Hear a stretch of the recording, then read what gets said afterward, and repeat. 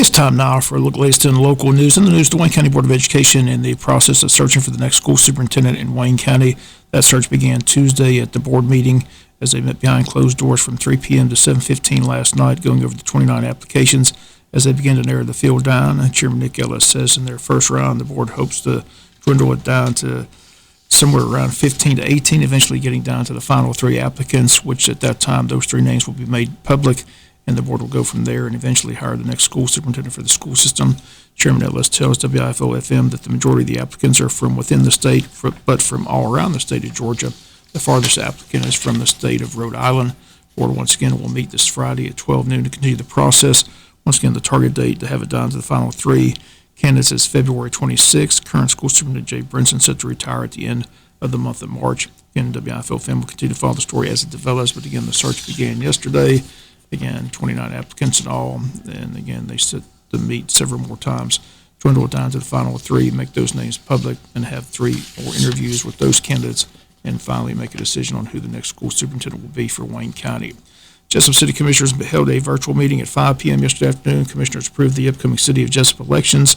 That date will be November 2nd this year. Qualifying will begin August 16th. Recently, the commissioners voted to go to staggered terms, so only 3 of the 6 commission spots will be up for re-election this year. Those districts are 2, 3, and 6. The mayor's position is not up for re-election, unlike in Scriven, Georgia, where all the positions are up for re-election, including the mayor. And current Scriven Mayor Jason Weaver made official this week that he is seeking re-election in November. Weaver released a statement that says, quote, "As I enter to the 4th year as a mayor in the city of Scriven, I reflect at the friendships and accomplishments we have made as a working community together.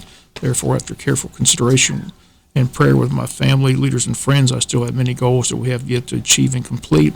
While many get burnt out or tired of governmental routines, my passion continues to serve this community has only grown over the past years."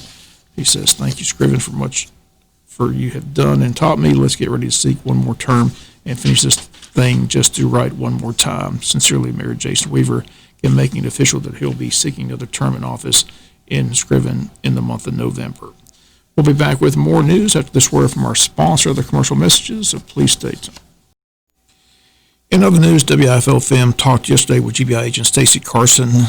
Talked to her yesterday afternoon. She says that the GBI continues to investigate that fatal shooting last week of 31-year-old Jerry Davis, who was shot and killed at his home on Oglethorpe Road, the address 2965.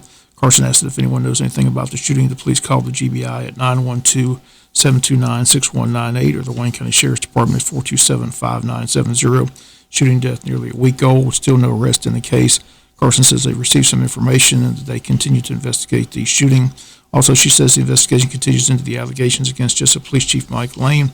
GBI requested by the District Attorney's Office to investigate allegations of sexual criminal misconduct by the police chief. Carson on Tuesday says that's also an ongoing investigation at this time. In Washington, D.C. today, President-elect Joe Biden and Vice President Kamala Harris set to take the oath of office. Here in Wayne County, the local Democratic Party has a local celebration set with a Georgia Blue Salute to Democracy and Inauguration Day rally to be held today from 5 to 6 at the Wayne County Farmers Market. They state that CDC guidelines for safety will be strictly enforced following. They state mask wearing will be enforced, also maintaining social distancing by having attendees remain in or near their vehicles. Vehicle lineup along with popcorn and American flag distribution begins at 4:30. Short program will follow. Law enforcement will be present. Again, local Democratic Party inviting everyone to that event today at the Wayne County Farmers Market. We'll come back with a final news note after this word from our sponsor, the commercial messages, so please stay tuned.